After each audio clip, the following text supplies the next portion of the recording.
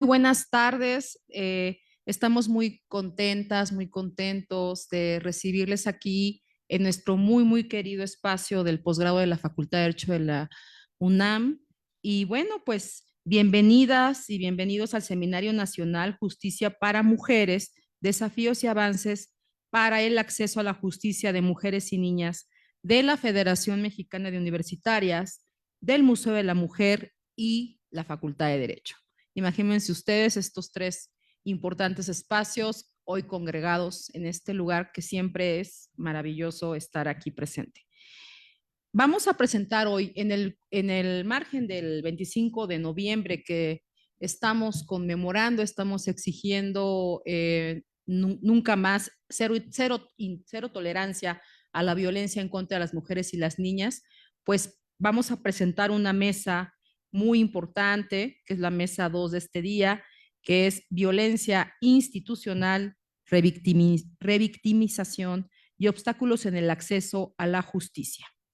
Antes que todo, también queremos agradecer aquí quienes estamos presentes, a la Federación Mexicana de Universitarias, al Museo de la Mujer, a la doctora Patricia Galeana, directora y fundadora del Museo de la Mujer, y por supuesto, también a la directora de nuestra Facultad de Derecho. Y bueno, vamos a comenzar presentando. Yo estoy muy contenta, muy halagada de presentar a nuestras ponentes del día de hoy, todas excelentes académicas de un gran prestigio y sobre todo una gran honorabilidad en los temas que van a presentarnos. Vamos a comenzar con la ponencia de la doctora Julieta Morales Sánchez, de la Facultad de Derecho y también de la Federación Mexicana de Universitarias, a quien además tengo el gusto de conocer de manera personal, a quien le tengo un gran afecto, un gran cariño entrañable. Y ella es, bueno, voy a leer su semblanza, aquí vamos a decirla muy rápido, pero ella tiene una trayectoria verdaderamente muy importante en la academia en México y también a nivel internacional. Ella es licenciada en Derecho por la Universidad Autónoma de Chiapas, maestra y doctora en Derecho por la UNAM, doctora en Derecho Constitucional por la Universidad de Castilla-La Mancha en España. Ha escrito y coordinado 20 libros y más de 100 artículos. Ha impartido conferencias nacionales e internacionales. Tiene 15 años de experiencia en el servicio público. Es profesora titular de tiempo completo de la Facultad de Derecho de la UNAM. Es investigadora nacional nivel 2 del Sistema Nacional de Investigadoras e Investigadores. Miembro y asesora legal de la FEMU desde 2015. Y ella nos va a presentar su ponencia sobre interseccionalidades y el combate a la violencia institucional en el acceso e impartición de justicia.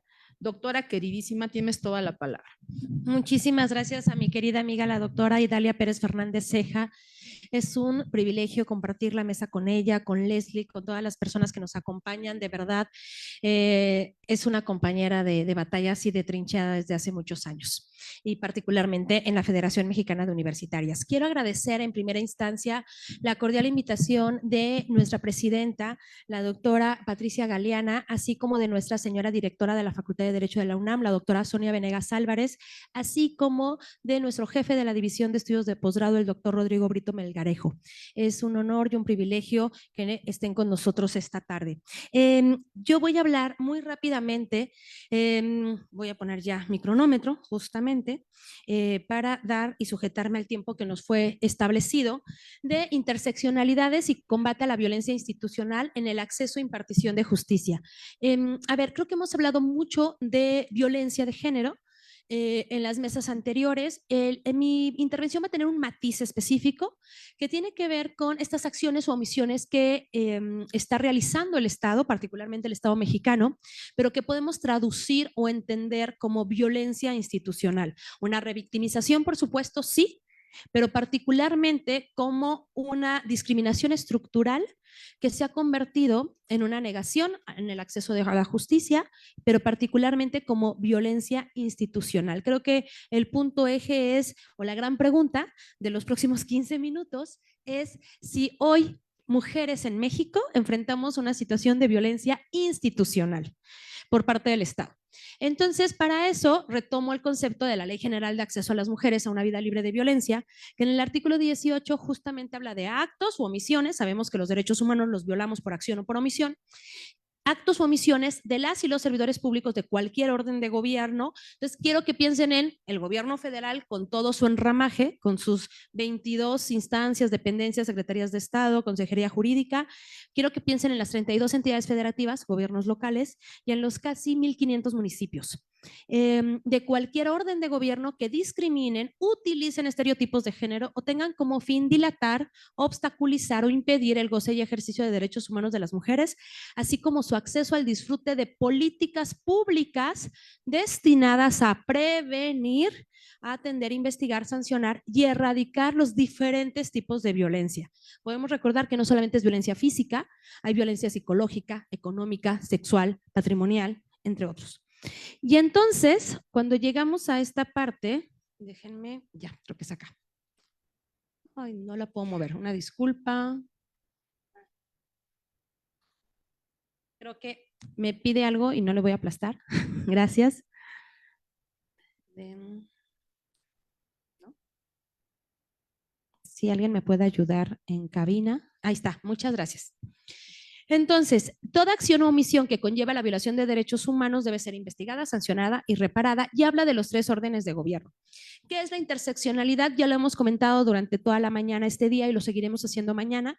Es el cruce de ejes o vectores de discriminación que agudizan la vulnerabilidad, que recrudecen la discriminación. No es lo mismo que te discriminen por ser mujer a que te discriminen por ser mujer, joven, indígena, con VIH-Sida, con discapacidad, etcétera.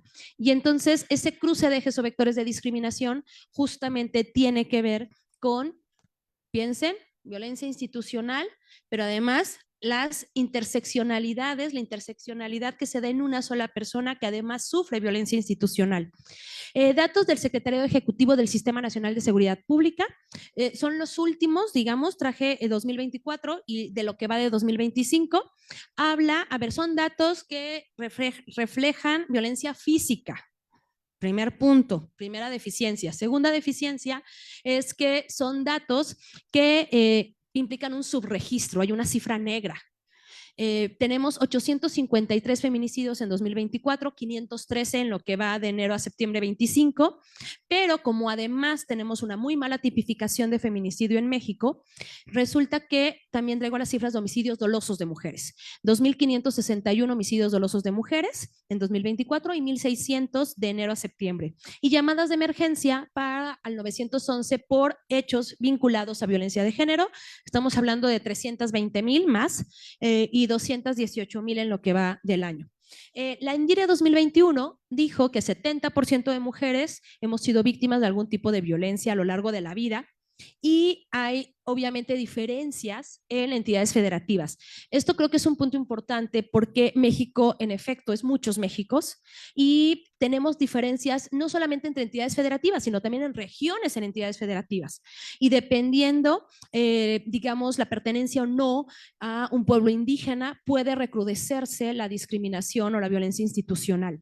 Tenemos índices que nos dan mayor nivel de vulnerabilidad en determinadas regiones del país, no solamente por una situación de violencia social derivada de la, digamos, de la situación con el narcotráfico, sino también un tema de violencia psicológica. Índices más altos de feminicidios, por supuesto, están en Estado de México, están en Chihuahua, están en Ciudad de México, por ejemplo.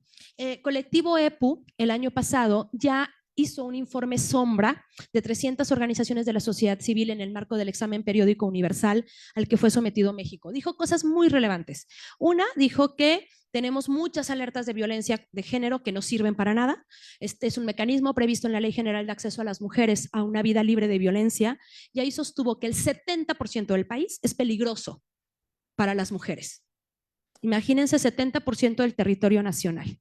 Y además habló de toda la falta de investigación con perspectiva de género, todas las deficiencias ministeriales, todos los estereotipos que permean tanto la impartición de justicia, luego me voy a referir a eso con la reforma judicial, pero Colectivo EPU dijo, en México se asesinan 11 mujeres diariamente y son feminicidios impunes, que es una cifra enorme. Y la otra tiene que ver con niñez huérfanas en feminicidios. Imagínense a una pareja, a un padre, esposo, pareja que asesina, feminicidio, a la mujer y huye. Por supuesto va a quedar impune, Pero además, ¿quiénes se encargan de esos hijos e hijas? De las mujeres víctimas de feminicidio. Y entonces no tenemos políticas estatales, omisión del Estado, violencia institucional para proteger, atender y sobre todo garantizar los derechos y el interés superior de infancia de estas niñas y niños que han quedado en orfandad. Tenemos el Comité de la CEDAW, tenemos la Recomendación General 40, que es de 2024, que habla de la representación igualitaria e inclusiva de mujeres en sistemas de toma de decisiones. Creo que es muy relevante porque no se trata de cuántas mujeres tienes en tu institución, en tu empresa trabajando, sino en qué puesto las tienes, qué están haciendo esas mujeres. Y aquí se vincula a muchos conceptos transversales como el techo de cristal, por ejemplo, entre otros. Y lo que creo que es importante destacar es que lamentablemente mujeres hoy en espacios de toma de decisiones aún son víctimas de violencia política, de discriminación y sobre todo incluso hasta de difamaciones. El Comité de la CEDAW va a examinar este año el informe de México y las recomendaciones finales salen o se emiten el 17-18 de junio de este año, 2025. Y quiero que vean lo que dice, lo que nos dice el Comité de la CEDAW específicamente para el Estado mexicano. La Recomendación General 40 es para todos los estados parte de la CEDAW, pero esto es específicamente para el Estado mexicano. Y dice que hay que incorporar una definición amplia de discriminación que abarque tanto la discriminación directa como indirecta, eran conceptos que estábamos viendo en la mañana en una de las conferencias magistrales, y además fortalecer la ley federal para prevenir y eliminar la discriminación para lograr recursos jurídicos y justiciabilidad. Particularmente en la reforma judicial es el párrafo 18, voy a leerlo literalmente si me permiten, pero dice: el comité recomienda al Estado parte que vele porque la reforma judicial en curso, piensen que estas son de hace un par de meses, vele porque la reforma judicial en curso incluya salvaguardias específicas para preservar la independencia judicial, incluida una mejora de los requisitos mínimos de los candidatos y la capacidad de garantizar una tramitación de los casos que tenga en cuenta las cuestiones de género y asegure los derechos consagrados en la Convención, refuerce los mecanismos de capacitación y evaluación del desempeño de los jueces elegidos para asegurar la aplicación estricta de las disposiciones del derecho penal en casos de feminicidios, esterilización forzada y desaparición forzada de mujeres. Aborde los prejuicios judiciales basados en el género y siga dando prioridad a impartir una capacitación sistemática sobre derechos humanos de las mujeres y bueno, y menciona grupos interseccionales, digamos. ¿Qué creo que es importante? Que pensemos que en ninguno de los requisitos solicitados para el desempeño de puestos en la Suprema Corte de Justicia, en tribunales colegiados de circuito, magistraturas y demás, se solicitaba conocimientos de derechos humanos o conocimientos de perspectiva de género. Los requisitos iban en un tema de promedio y demás. Es decir, hoy que renovamos por completo la Suprema Corte de Justicia, Tribunal de Disciplina, el órgano de administración judicial y la mitad de tribunales federales, porque la otra mitad se va a elección en 2027, no tenemos certeza de que quienes están en esos espacios no sean misóginos, misóginas, no sean xenófobos, homofóbicos, etcétera, etcétera, etcétera. Es decir, es necesario un proceso de capacitación intensiva de quienes llegaron a esos espacios de toma de decisiones, de impartición de justicias, porque seguramente muchos de esas personas tengan muchos estereotipos de género en su propia concepción y desempeño y eso se proyecte en su actividad jurisdiccional. Hoy no tenemos garantía y tenemos que cuidar la progresividad de derechos, particularmente de los criterios que se obtuvieron en la 10ª época jurisprudencial, digamos, en este país, de 2011 a la fecha. Por eso el Comité de la CEDAW incluso pide eso. ¿Cuál es el primer punto para que puedan ser capacitados las personas que llegaron a través de elección del pasado 1 de junio? Humildad, porque no hay una obligación de capacitarse, de actualizarse. Es decir, necesito capacitarme, necesito prepararme. La Escuela Nacional de Formación Judicial subsiste, la carrera judicial subsiste, pero para puestos abajo, digamos, de las magistraturas. Por lo tanto, podrían hacer extensiva su actividad. Sería buenísimo ver a ministras, ministros en cursos, por ejemplo, en capacitaciones, o a magistradas, magistrados de tribunales colegiados de circuito, particularmente juicio de capacitaciones en materia de perspectiva de género.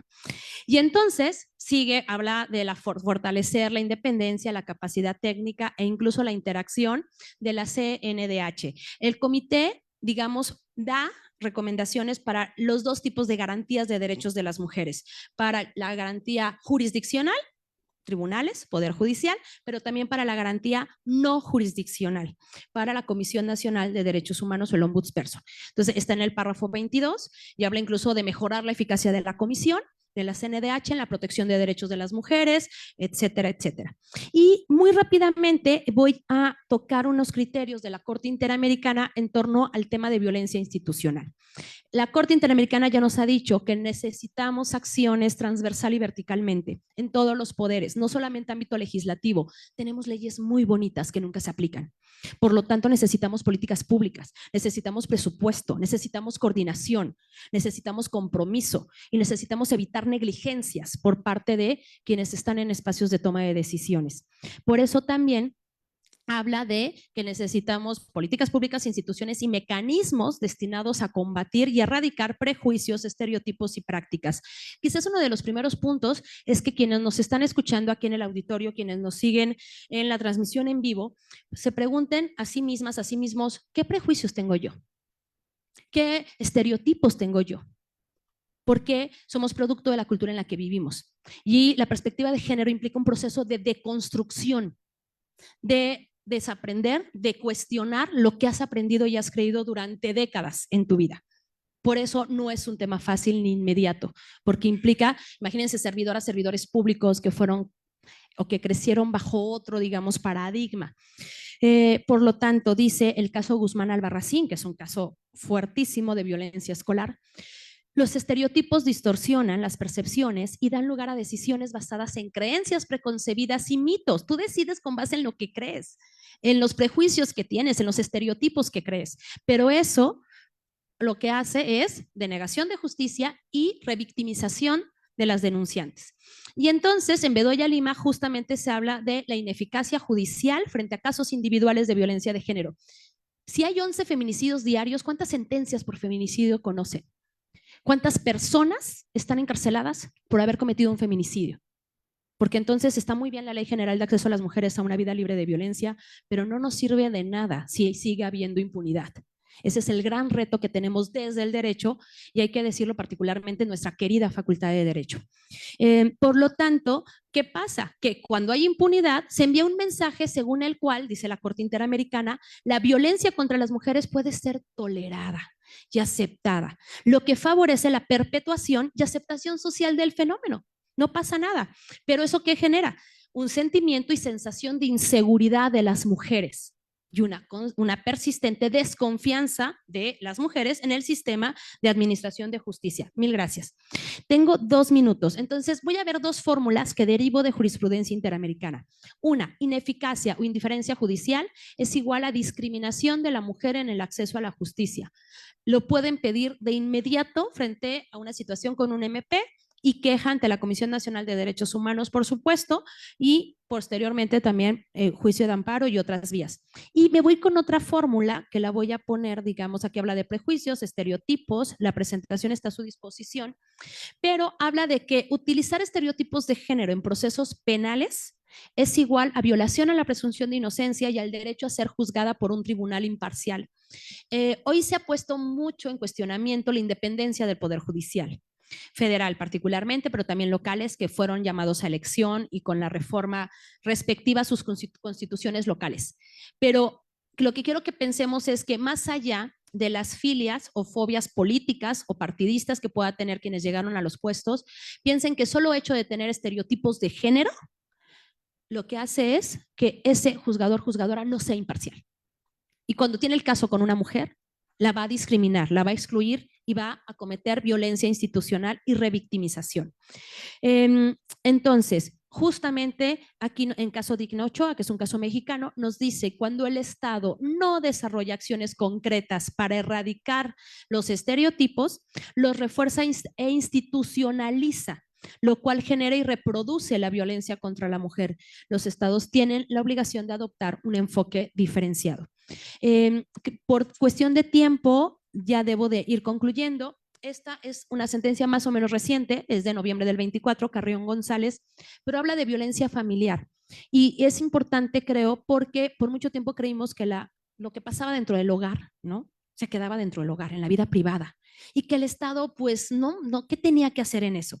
Y justamente la Corte Interamericana nos dice que los derechos humanos no se limitan solamente al ámbito público, que se aplican en el ámbito privado, incluida la familia, y que hay un deber de diligencia, de prevenir, investigar y castigar violaciones en ese ámbito. Si el Estado, dice la Corte Interamericana, no promueve acciones frente a la violencia doméstica, puede ser considerado responsable por no cumplir su obligación de prevenir e investigar este tipo de violencia sin discriminación, y puede ser acusado de complicidad en las violaciones de derechos que se produzcan en la esfera privada. Lo que quiero que lleguemos es que no solamente se trata de que el Estado realice actos, que el Estado, a través de sus agentes, violente a mujeres y cometa actos de violencia contra las mujeres. No. Por omisión, por no prevenir, por no investigar, por no sancionar, está cometiendo violencia de género, y es violencia institucional, y tiene obligaciones tanto de reparar como de sancionar esas omisiones violatorias de derechos humanos. Muchas gracias por su atención y muchas gracias a la moderadora. Al contrario. Al contrario, muchísimas gracias, doctora Julieta. Pues todo muy interesante lo que comenta, sobre todo la cuestión de los datos duros a mí me parecen muy importantes porque se habla muy poco de ello, de cuál es el nivel de violencia en cada estado de la República, y qué es lo que me parece a mí lo fundamental, porque son décadas que se ha pedido un registro nacional que vea en cada estado cuál es el nivel de feminicidios, las razones, y es la hora que no lo tenemos. Entonces yo creo que eso sería un punto muy relevante para poder prevenir estas violencias y también sancionar y erradicar.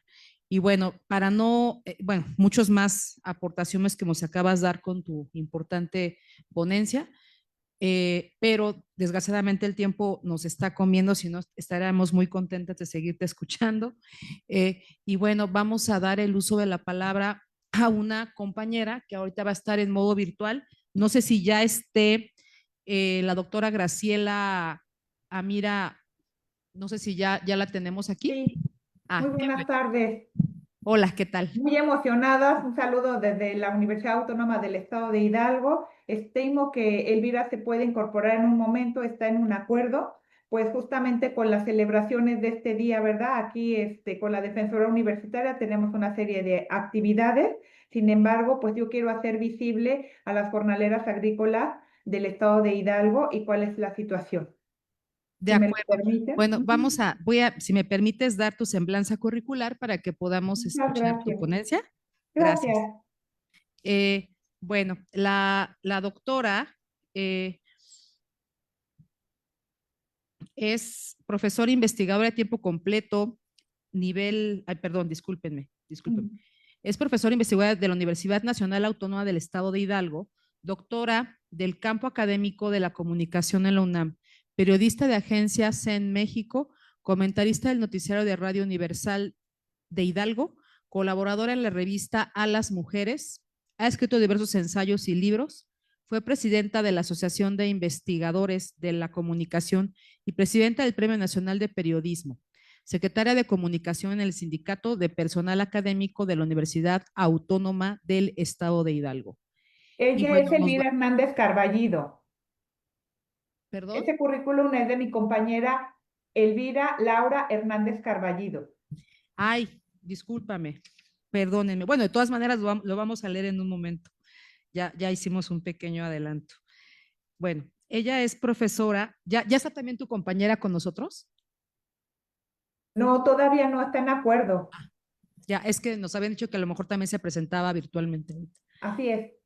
Bueno, la doctora, discúlpenme por favor, Graciela Amira, es profesora de tiempo completo en la Universidad Autónoma del Estado de Hidalgo, miembro del sistema de investigadores nivel 1, está adscrita a la línea de estudios sociales y culturales de educación en el CINCIDE, también de la misma universidad, ha participado en proyectos de investigación en la SEP, CONACYT y RECREA. Participó en congresos nacionales e internacionales sobre jornaleros agrícolas, migrantes, trabajo infantil, empleadores, egresados, trayectorias escolares y rediseño curricular. Coordinadora de la licenciatura en Derecho de la Universidad Autónoma del Estado de Hidalgo, secretaria de Actas y Acuerdos en el SPAU de la Universidad del Estado de Hidalgo en 2022, de 2022 a 2026. Y nos van a presentar aquí, tengo que nos presentan la ponencia de justicia social como criterio ético normativo en menores jornaleras agrícolas migrantes en el Valle del Mezquital en 2025. Doctora, bienvenida y estamos muy interesadas en escuchar tu importante ponencia. Muchas gracias. Con el permiso de ustedes, pues queremos hacer visible esta situación que ocurre y hemos denominado la justicia social como criterio ético y normativo en menores jornaleras agrícolas migrantes en el Valle del Mezquital. Bueno, en eh, mm, déjenme ver si para la que sigue la estoy manipulando desde aquí. Sí, en ese sentido tenemos que la situación de estas niñas jornaleras agrícolas migrantes en el Valle del Mezquital refleja desigualdades sociales y educativas que aún persisten en México.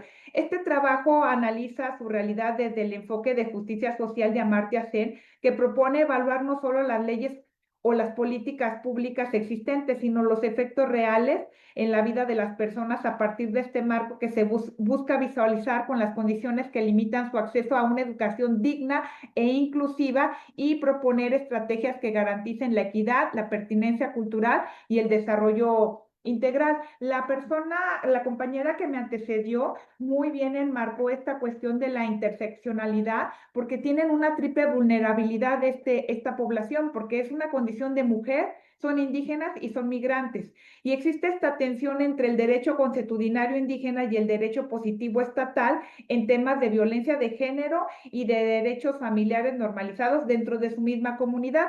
Estas barreras sistémicas en la justicia, como son su idioma, la normalización de la violencia y el conflicto entre sistemas jurídicos, no son problemas individuales, sino son barreras institucionales. Y también nosotros desde un modelo pedagógico, porque la nueva escuela mexicana como un modelo para promover el enfoque intercultural y comunitario, pues podría ser un facilitador para esta integración. Y en ese sentido, bueno, identificamos que desde la fundamentación teórica, la justicia social de Sen centra la atención en las condiciones reales para ejercer derechos más allá de un discurso institucional. Su enfoque de capacidades plantea que la justicia implica ampliar las oportunidades reales de las personas para desarrollarse plenamente y según la justicia es contextual y dinámica porque debe de adaptarse a las condiciones sociales y culturales de cada comunidad. Aplicando al caso de las niñas jornaleras, permite evaluar si las políticas educativas están garantizando ese efecto efectivo a una educación digna, inclusiva y pertinente. Su rezago educativo deriva de una dinámica migratoria pendular. En este sentido, quiero compartirles que no son hidalguenses estas niñas. El estado expulsor de Guerrero, en Tlapa específicamente, vienen a Hidalgo y a Morelos, Tenestepango y de Morelos vienen a Hidalgo. Hidalgo es un estado de tránsito, no es un estado expulsor ni un estado de origen. Y en ese sentido, pues es una migración pendular porque van y vienen por sus condiciones de vulnerabilidad y con las condiciones de educabilidad que algunos programas como el PRONIN han intentado pues ir en contra del trabajo infantil y en ese sentido esta incorporación temprana a un trabajo agrícola, la falta de condiciones materiales y políticas adaptadas a su contexto. La problemática en el contexto hidalguense, como en otras regiones del país, identificamos que estas niñas jornaleras agrícolas migrantes enfrentan su triple vulnerabilidad por ser mujeres, indígenas y migrantes. Aquí vienen por la pizca del ejote, en otros estados van a la pizca de la cebolla, del chile, del café y demás. Y en este sentido, su movilidad constante provoca interrupciones escolares y trabajos infantil productivo. La falta de infraestructura y de atención culturalmente pertinente profundiza las desigualdades educativas y en Hidalgo las regiones con mayor migración indígena son el Valle del Mezquital, la Huasteca y el Valle de Tulancingo. Y a pesar de algunos avances, persisten estas barreras lingüísticas, sociales y económicas que limitan su desarrollo integral dentro del marco normativo que queremos hacer visible, porque pues la ley no es suficiente y en ese sentido, pues desde lo internacional, lo nacional, pues tenemos leyes que deberían de estar protegiendo a nuestras niñas jornaleras. Y en ese sentido, en el marco legal se busca garantizar una educación inclusiva, equitativa y de calidad para niñas, niños y los adolescentes, sustentado en instrumentos internacionales y nacionales. El objetivo es el desarrollo integral y la integración social de los niños, niñas y adolescentes migrantes en distintos contextos educativos, el formal, el no formal y el formal, no formal e informal. Y en ese sentido les compartimos, pues miren, toda esta cuestión, la ley, hay leyes. ¿Y por qué entonces no estamos respetando todo este marco tan amplio como los objetivos de desarrollo sostenible que tenemos el 4 y el 10? En el cuarto hablamos de una educación de calidad, porque si bien es cierto, quiero compartirles que aquí en nuestra universidad este fenómeno ha sido estudiado por áreas como derecho, antropología, sociología e historia, pero es lo mismo, damos datos, hablamos de trayectorias escolares, pero ¿qué está pasando? Esas niñas no tienen que estar en el campo, esas niñas tienen que estar en la escuela y tienen que disfrutar de todos sus derechos que están plenamente violentados. En ese sentido, en una educación de calidad, el ODS 4 reconoce la educación como un derecho humano universal, promueve la igualdad de oportunidades sin importar su condición migratoria. Y aquí está una violación clara a esos derechos de estas niñas. En el objetivo de desarrollo número 10, la reducción de las desigualdades, tenemos que se deben de impulsar políticas que favorezcan la inclusión social, económica y política, y se destaca la atención especial a niños, niñas y adolescentes migrantes. Si lo vamos desde el punto de vista de la CEPAL, ya desde el 2019 ya afirmaban que la educación inclusiva era la clave para superar barreras lingüísticas, culturales y económicas, y se recomienda adaptar a estas políticas y los currículos a las necesidades de los grupos migrantes. Sin embargo, también en el marco internacional, pues la UNESCO, desde el 2003, en el 2017, pues ya vienen aclarando que se debe promover una educación inclusiva que elimine los obstáculos de participación y de aprendizaje y que se fomente especial atención a los grupos vulnerables y a la exclusión. ¿Y qué pasa en el marco nacional? Bueno, si bien es cierto, desde rango constitucional, en el artículo 3º, 7º y 49, se debe de estar garantizando el derecho a la educación de calidad equitativa y sin discriminación. Desde la Ley General de Educación, en el artículo 56, se asegura la inclusión del alumnado migrante, incluso sin una documentación oficial, porque debe de promoverse la interculturalidad y la equidad educativa. Y en la Ley de Migración, en el 2022, en el artículo 8, ya está garantizado el acceso a la educación, a la salud y a la vivienda, sin importar su estatus migratorio. Entonces, reflexionamos qué es lo que está pasando, ¿sí? La Ley General de Derechos de Niñas, Niños y Adolescentes desde el 2014, o sea, hace más de 10 años, en el artículo 57 se reconoce el derecho a una educación de calidad y al desarrollo integral. Y finalmente la UNICEF ya también ha generado protocolos de acceso a una educación básica donde se asegura el acceso oportuno y culturalmente pertinente a la educación y se capacita a docentes en interculturalidad y a derechos humanos.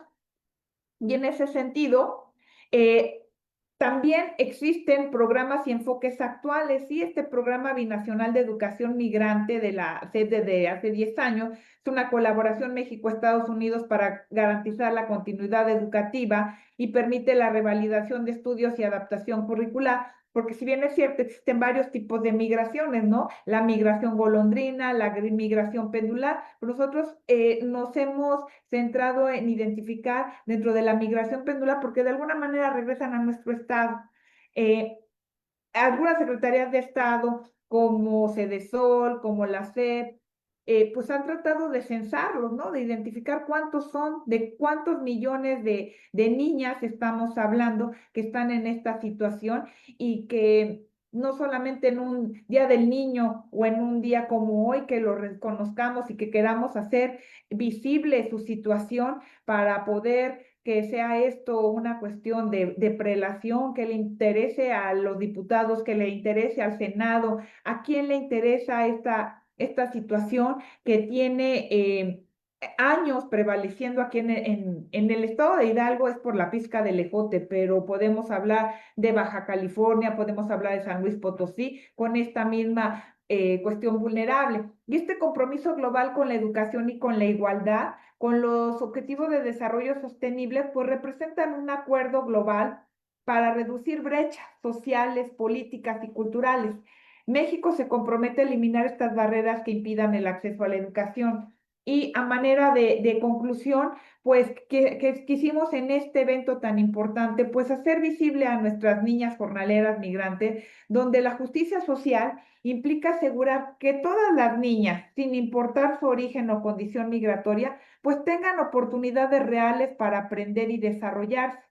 Estas menores jornaleras agrícolas migrantes enfrentan desafíos estructurales que solo pueden superarse mediante políticas educativas, interculturales, flexibles y sostenibles. Garantizar su acceso y permanencia escolar no es solo un deber legal, sino un compromiso ético y con igualdad y los derechos humanos, ¿no? Finalmente, les comparto, por ejemplo, con la política de FOC, teníamos el caso del premio de logro matemático y fue una jornalera agrícola migrante. Y en ese sentido, todavía tenemos esta situación de que a una niña la pueden cambiar por un cartón de cervezas, ¿sí? Y entonces, en ese sentido, la Secretaría de Educación Pública, la Secretaría de Cedesol, el trabajo infantil sigue prevaleciendo y tenemos que hacer visible esta situación de tener justicia también para jornaleras agrícolas migrantes. ¿Es cuánto?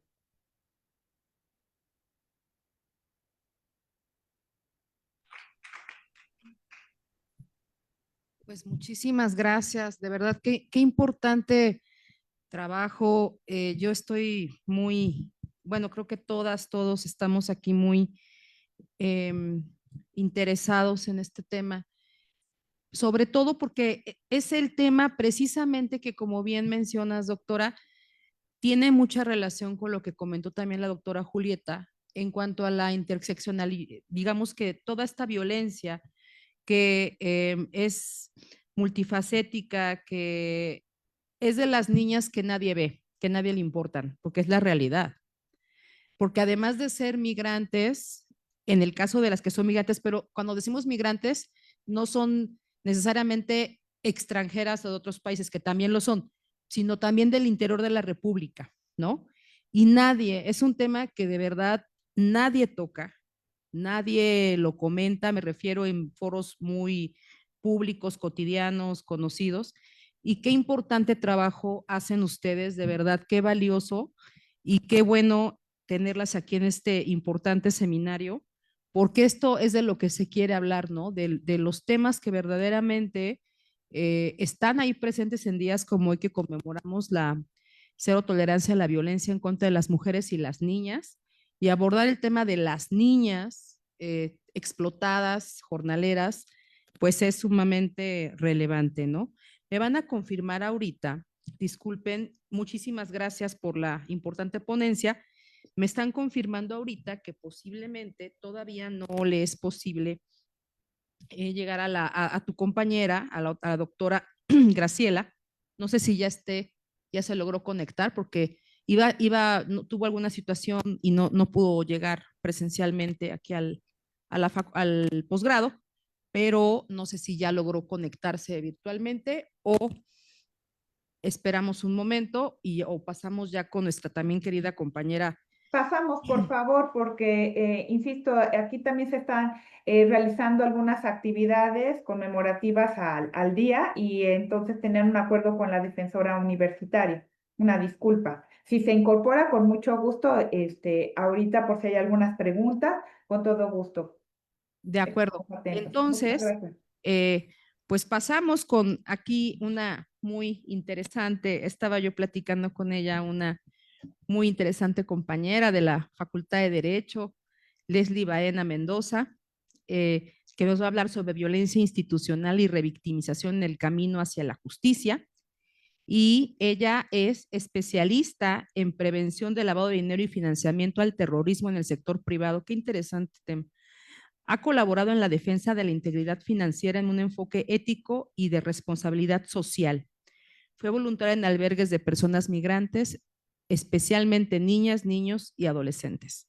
Egresada de la licenciatura con la tesis La urgente necesidad de regular a los centros de asistencia social, CAS, para la adecuada protección y restitución de los derechos de las niñas, niños y adolescentes en situación de movilidad internacional. Es alumna del posgrado de la Facultad de Derecho. Y bueno, qué interesante y bienvenida, Leslie. Estamos muy interesadas también en escucharte con este trabajo tan importante que estás realizando y tan necesario. Muchas gracias por estar aquí. Muchas gracias, doctora. Buenas tardes. Yo les voy a hablar respecto de la violencia institucional y la revictimización que enfrentan. ¿Se escucha bien tu micrófono? ¿Me escuchan? Sí. Así es que creo que hay que acercarlo más, ¿verdad? A ver, o si quieres tomar esto.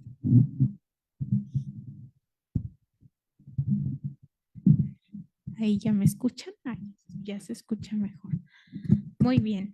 Yo les voy a hablar respecto de la violencia institucional y vaya, el camino a lo que es la llamada justicia que enfrentan muchas mujeres víctimas de violencia.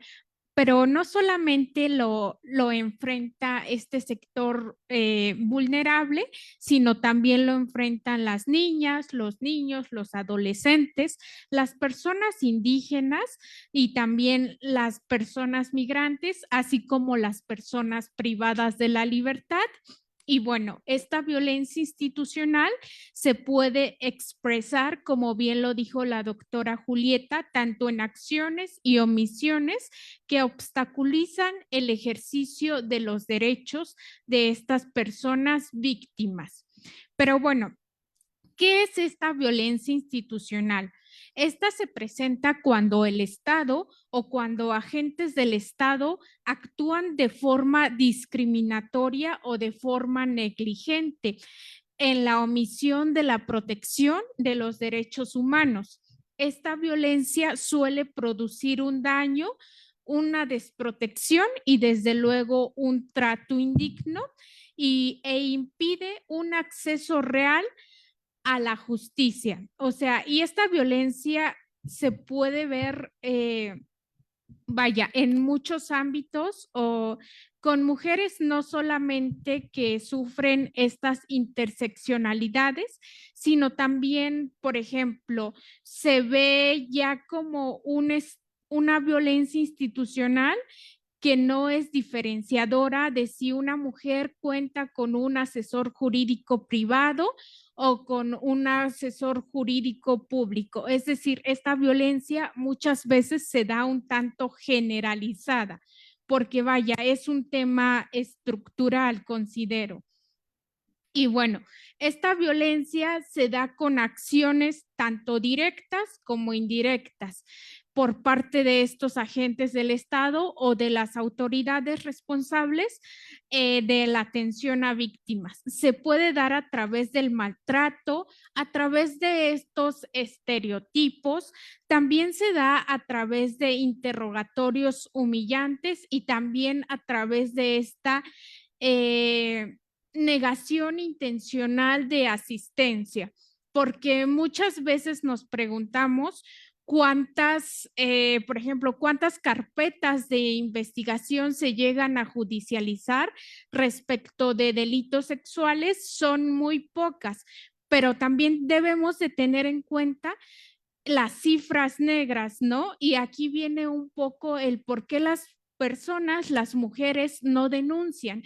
Y muchas veces es porque, vaya, ya es una cuestión compleja, es una cuestión dolorosa el hecho delictivo, y cuando pasan a la etapa de la denuncia, pues creo que es otro tipo de revictimización, otro tipo de pesar que enfrentan estas víctimas, y es por eso que deciden dejar los hechos sin una denuncia o sin una queja, porque realmente el hecho de enfrentarte a un aparato como una fiscalía, como unos juzgados, es tener los recursos tanto económicos, tener el tiempo, es un ir y venir. Entonces, por eso es que muchas mujeres deciden no denunciar, ¿no? Y bueno, también por esta negación intencional de asistencia que ya les mencionaba, que aunado a que muchas veces a estas personas, mujeres víctimas de violencia, no se les quiere atender o no se les da una adecuada atención con un enfoque de derechos humanos o con un enfoque de que mínimo te da o no sé, un ministerio público especializado en género. Entonces, pues ante esto, las personas o las mujeres víctimas es que no se animan a denunciar. Y bueno, también se presentan diversas barreras estructurales como una falta de capacitación, una burocracia excesiva o una falta de recursos, ¿no? Tan solo basta ver las fiscalías que tienen un montón de carpetas de investigación, que te mencionan que no tienen hojas ni para imprimir. Entonces, yo creo que, vaya, esta labor de atender a mujeres víctimas de violencia, sí, claro, se puede erradicar con cursos con perspectiva de género, pero también las personas trabajadoras, los ministerios públicos requieren condiciones adecuadas para poder llevar a cabo sus funciones.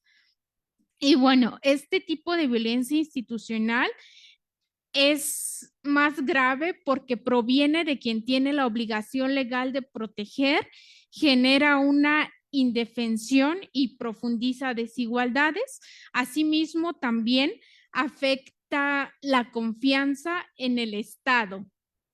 Y bueno, algunos ejemplos de revictimización más comunes es esta repetición de la denuncia por parte de la víctima varias veces, estos interrogatorios que muchas veces se dan sin la adecuada sensibilidad, e incluso unos cuestionamientos de credibilidad de por qué no denunciaste antes, cuando bien sabemos que la persona víctima denuncia cuando se siente lista para hacerlo.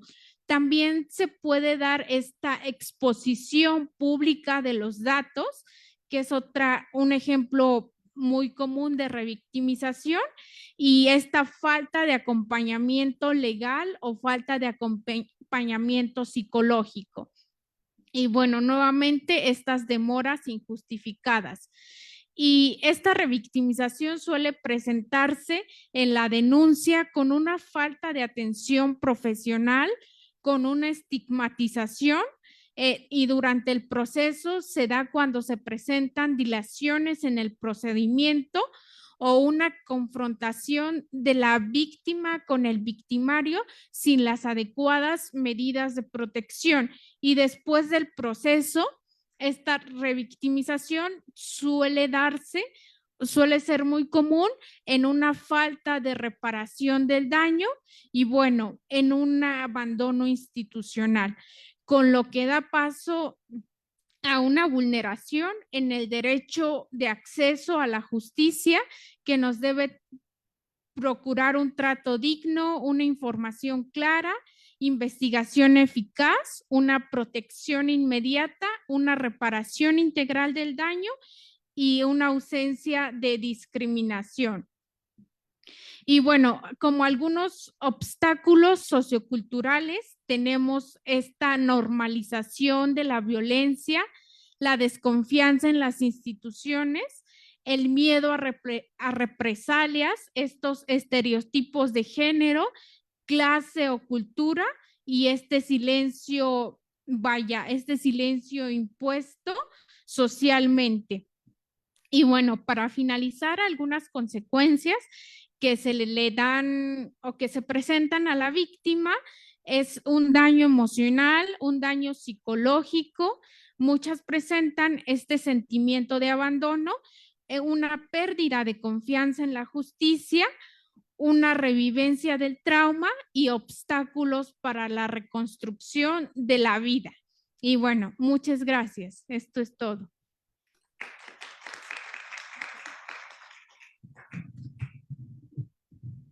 Muchísimas gracias, licenciada Leslie.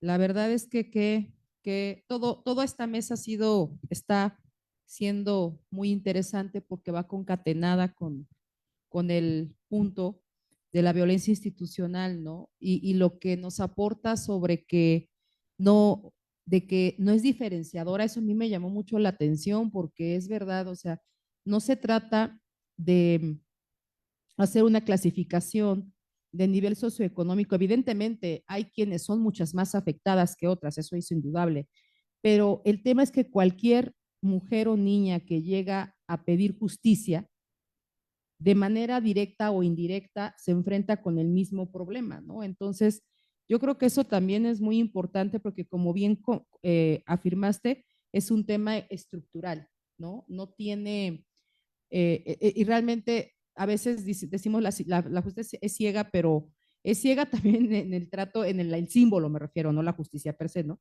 El símbolo de que quien es víctima directa o indirecta, pues se enfrenta a situaciones verdaderamente de revictimización muy severas, ¿no? La falta de acompañamiento legal también es un tema que me parece muy importante. De hecho, en la Federación Mexicana de Universitarias, en el Museo de la Mujer, muchas mujeres van a veces a preguntar, ¿no? Temas jurídicos que tienen que ver, incluso hay una que llegó recientemente que decía, es que yo ya tengo abogado, pero no me siento acompañada, ¿no? Como que necesito tener mayor, me decía que si había grupos de mujeres que acompañaran casos a otras mujeres, algo muy interesante, ¿no? Que cuestionó porque no necesariamente el acompañamiento legal es acompañamiento a una víctima, ¿no? Falta lo psicológico, faltan muchas cosas, ¿no? En esto. Y yo la verdad te agradezco mucho y sobre todo te deseo muchísimo éxito ahorita que estás continuando aquí en el posgrado, seguro te irá muy bien. Y gracias, vamos a esperar las comentarios, preguntas, pero realmente un tema que traes a la mesa muy importante, ¿no?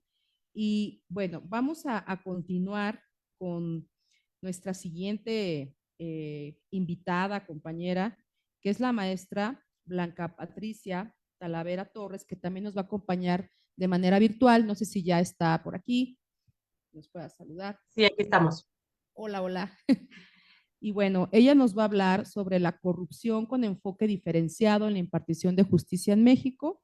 Ella es doctorante en Derecho, licenciada en Comunicación, maestra en Gobierno y Políticas Públicas con 2 especialidades y 7 diplomados.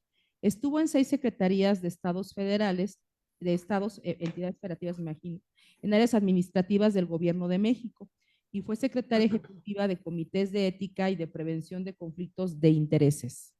Directiva del colectivo Madres Libertarias, integrante de la red de investigadores parlamentarios de la Cámara de Diputados, presidenta de la Colectiva Internacional para la Difusión y Promoción de los Derechos Humanos y de la Comisión de Género de la Federación Iberoamericana de, Compliance. Compliance y Sostenibilidad. integrante del Comité de Participación Ciudadana del Sistema Nacional Anticorrupción, cuya presidencia ocupará en 2026. Qué importante tenerte aquí con ese importante cargo que tendrás próximamente. Y bueno, tienes toda la palabra, estamos muy interesadas en escucharte. Bienvenida. Muchísimas gracias, doctora.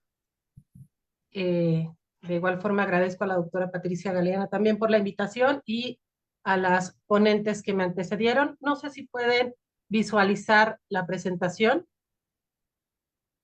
Sí, Sí, solo ponle el F5 igual para que se vea completa la página. F5. Y para que se vea igual completa la página. Es que se ve ahí, perfecto. Perdón, gracias, qué amable. Bueno, pues justamente este es un tema desafiante. Tiene que ver con la violencia institucional, revictimización y obstáculos de la violencia. En particular, mi enfoque va a ser basado en la corrupción, derivado obviamente de la experiencia durante ya casi 5 años en el Sistema Nacional Anticorrupción con el enfoque de género. Les traigo un dato buenísimo, que es un dato que todas las que estamos aquí y todos los que están aquí seguramente ya lo imaginábamos, que es que la corrupción afecta de manera diferenciada a hombres y mujeres. Es un dato que no tiene ni la ONU. Es un dato que se generó aquí en el Sistema Nacional Anticorrupción hace apenas 4 meses y en un 42% la corrupción afecta más a las mujeres que a los hombres. Un dato del 2025. Y creo que este dato pues justamente nos confirma todas estas sospechas, ¿no? Que las mujeres enfrentamos barreras específicas en el acceso a la justicia. Que las mujeres somos más vulnerables a la corrupción debido a diversos factores estructurales que ya nos han comentado y expuesto, que necesitamos mecanismos de protección y de procuración de justicia con enfoque de género, adaptados a nuestras diferencias, y que necesitamos una proyección de género en diseño e implementación de políticas públicas. En este sentido, bueno, el contexto histórico, ¿no? El tema que nos tiene aquí, pues evidentemente 1960, el tema de las hermanas Mirabal asesinadas, que son feminicidios ocurridos en República Dominicana, ¿no? Previo a esto, pues tenemos el tema del 8 de marzo, el tema en el que fallecieron en un incendio en una fábrica en Nueva York, varias mujeres que justamente exigían esta lucha por los derechos políticos, sociales y laborales, ¿no? El día de hoy seguimos en esta lucha porque seguimos pidiendo la igualdad salarial. El tema de la Segunda Guerra Mundial, ¿no? La incorporación de las mujeres al tema laboral, ya en una estructura un poco más formal, tomando estos espacios que dejaban los hombres que se iban a la batalla, y cuando regresan los hombres, después de la posguerra, pues las mujeres decían, oye, yo ya tengo derecho a generar pues este derecho, a ejercer este derecho, el derecho al trabajo, ¿no? Pues hoy seguimos en el mismo tema exigiendo estos mismos derechos.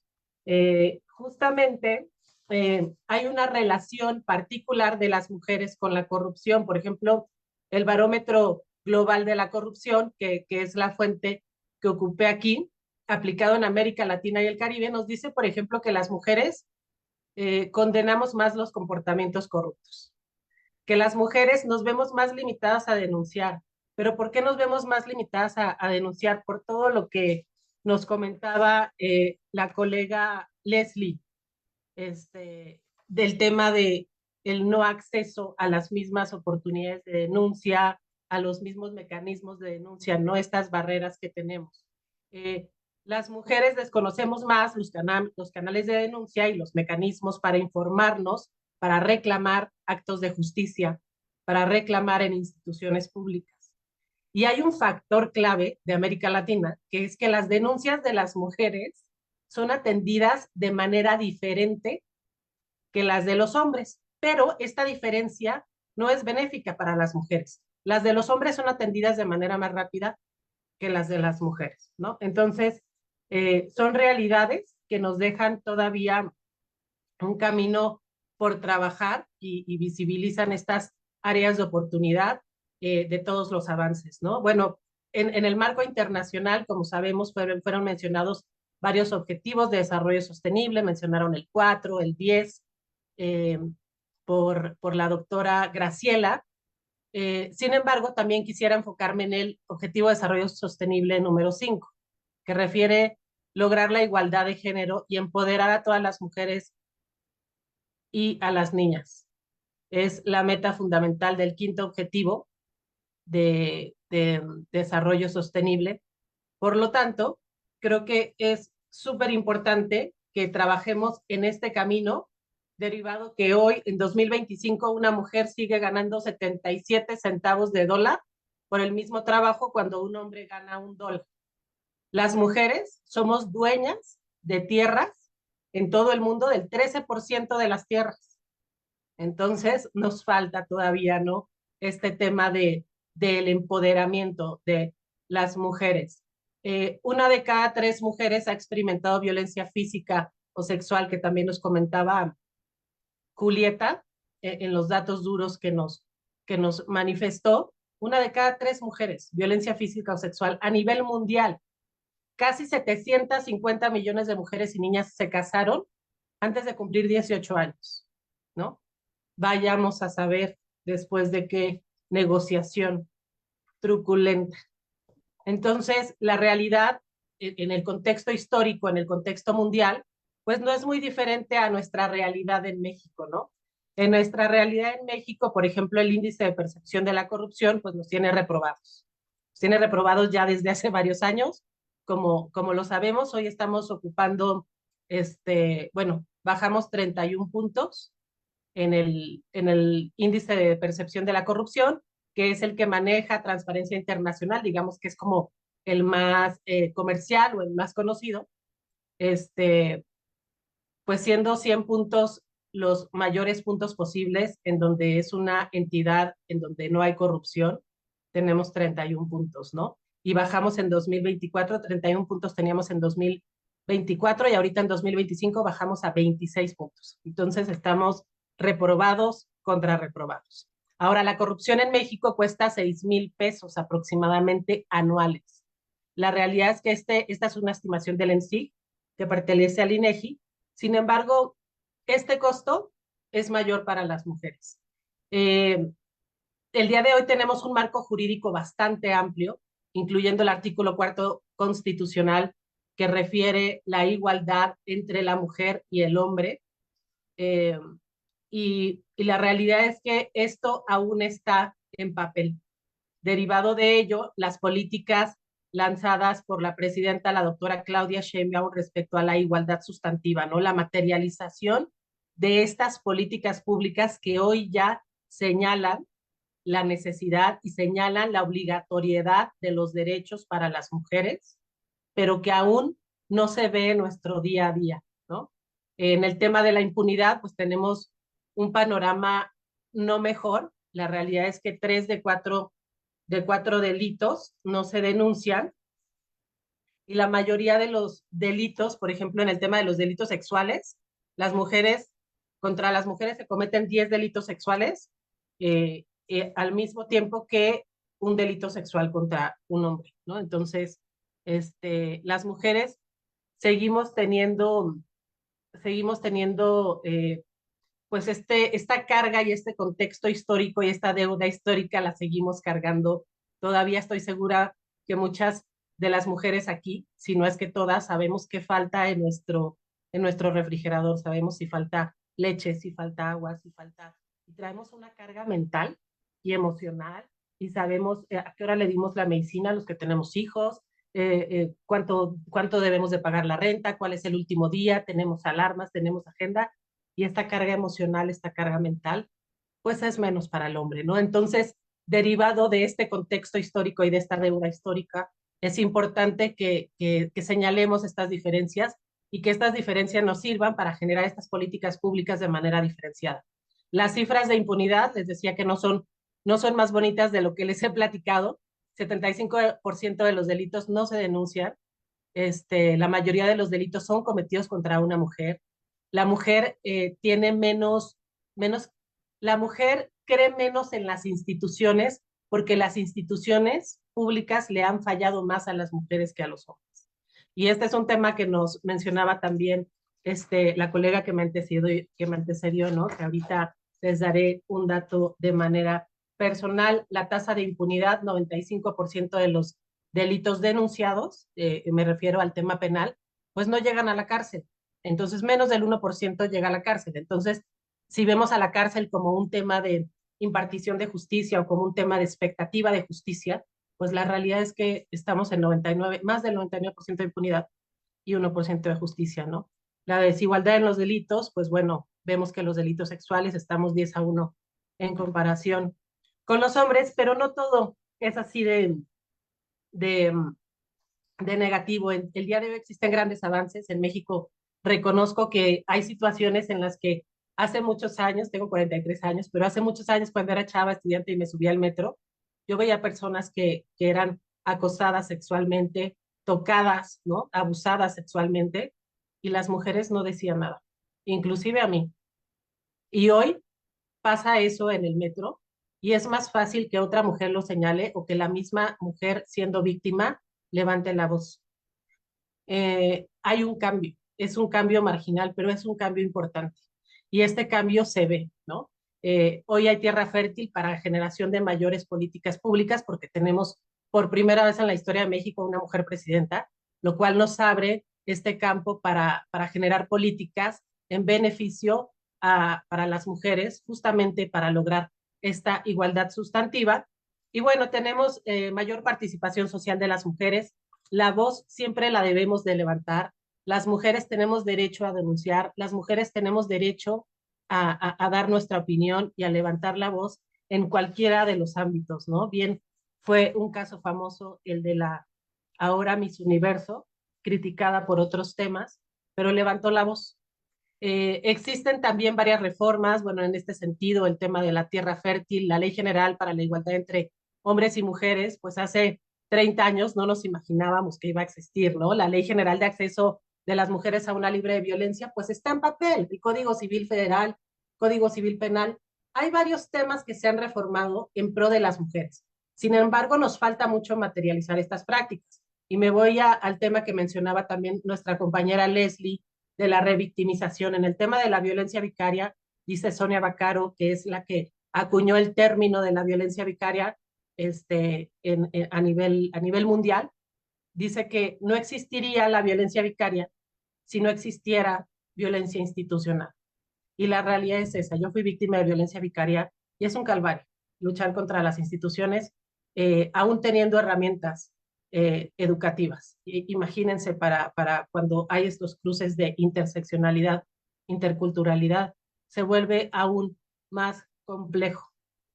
Vamos logrando la paridad, sí, efectivamente a niveles directivos hay varias campañas que nos ayudan a que al menos en la administración pública exista paridad. Sin embargo, en el tema empresarial, 89% de las empresas son lideradas por hombres, de las grandes empresas.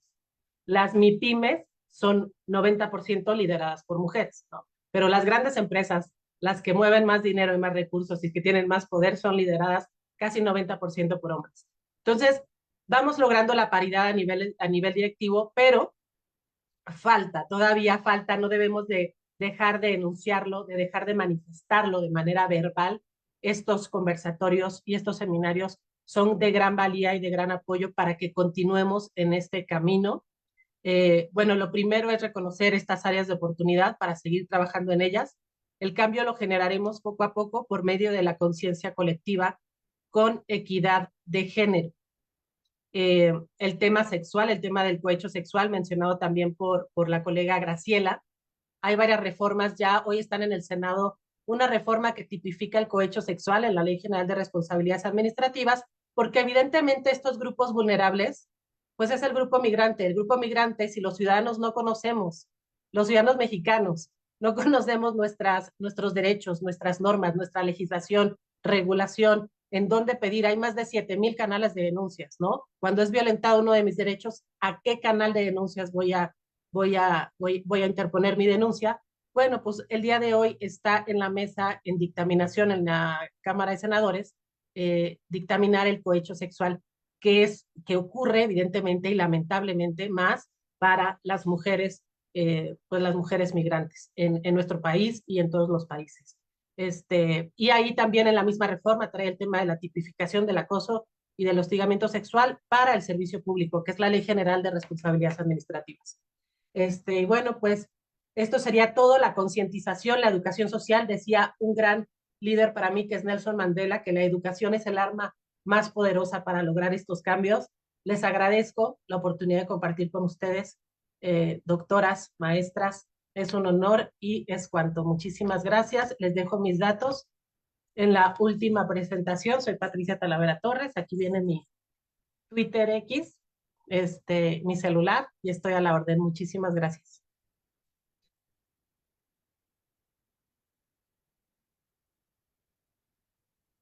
Doctora Blanca Patricia Talavera, la verdad que me parece que, como insisto, la mesa está muy bien estructurada porque todo va a tener una secuencia lógica y de mucha información muy importante. Eso de el tema de que la corrupción afecte más a las mujeres, pues evidentemente tiene toda una lógica, ¿no? El tema de la corrupción vinculada con la impunidad relacionada con los delitos en contra de las mujeres y las niñas, evidentemente ese es como el punto muy interesante para cerrar esta mesa, porque es justo lo que nos da la información más, como cúspide de por qué hablamos de violencia institucional, es decir, la estructura. Por supuesto que la corrupción afecta más a las mujeres. Por supuesto que esto en consecuencia genera mayor impunidad en los delitos en contra de las mujeres y las niñas, ¿no? Y las denuncias se atienden diferente cuando son denuncias presentadas por mujeres, ya sea por propia persona o representación de menores de edad, ¿no? Sean niños, niñas, adolescentes, ¿no?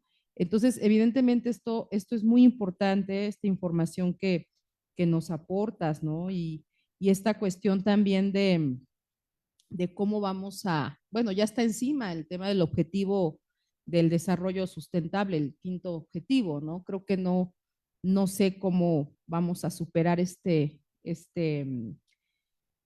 digamos, reto, pero yo creo que es muy importante lo que nos aporta, sobre todo en la cuestión de que hemos también tenido datos duros en esta mesa que no quieren, es decir, aquí estamos justificando de una manera muy seria, académica, por qué hablamos de que subsiste desafortunadamente de manera sistemática la violencia en contra de las mujeres y las niñas, no solo en México, sino a nivel mundial, desafortunadamente.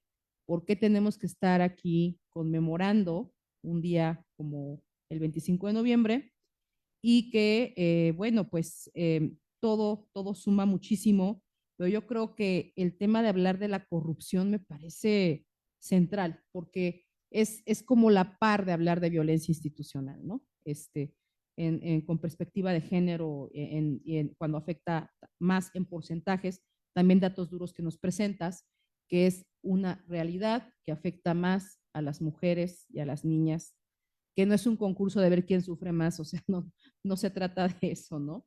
Sino que en datos duros sigue siendo muy marcada la diferencia y la gran brecha que existe en contra de las mujeres y las niñas para su desarrollo. Y quiero también comentarles que precisamente la Federación Mexicana Universitaria es uno de los principales ejes que tiene, es la educación y el empoderamiento de las niñas y de las mujeres, ¿no? O sea, la educación como punto fundamental para su libre desarrollo. Y bueno, pues estamos terminando esta muy interesante mesa y no sé si alguien quiera tener alguna participación, incluso de las propias ponentes, si quieren dar todavía tenemos un poquitito de tiempo, si quieren dar alguna de ustedes un minutito para dar alguna conclusión, si no es que primero alguien tiene algún comentario, alguna participación. Tú, doctora Guadalupe. A ver, si quieres te paso.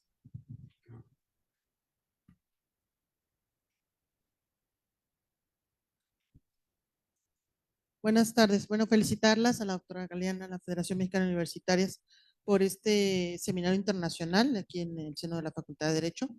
Y a mí me gustaría preguntarles, nosotros estamos impartiendo hace 4 años con perspectiva de género de derechos humanos en esta facultad, y a mí lo que me preocupa es, aquí se ha visto cómo afecta la violencia institucional, la corrupción a las mujeres, a las niñas, adolescentes en estos litigios. Pero a mí lo que me preocupa es que lo que hemos observado últimamente en el sentido de que ahora la estrategia de litigación de los imputados es precisamente imputar a las mujeres que se defienden corrupción. Es decir, recordemos que una fiscal de materia de feminicidio en la Fiscalía General de Justicia de la Ciudad de México, pues lamentablemente tuvo que huir a España porque le iniciaron una carpeta de investigación en materia de corrupción y un proceso del OIC y todos los procedimientos administrativos habidos y por haber, porque pues varios de los imputados pues ahora se decantan para decir que los servidores públicos, las servidoras públicas y los servidores públicos cuando defienden a una mujer, lo están haciendo porque hay corrupción, porque media la corrupción.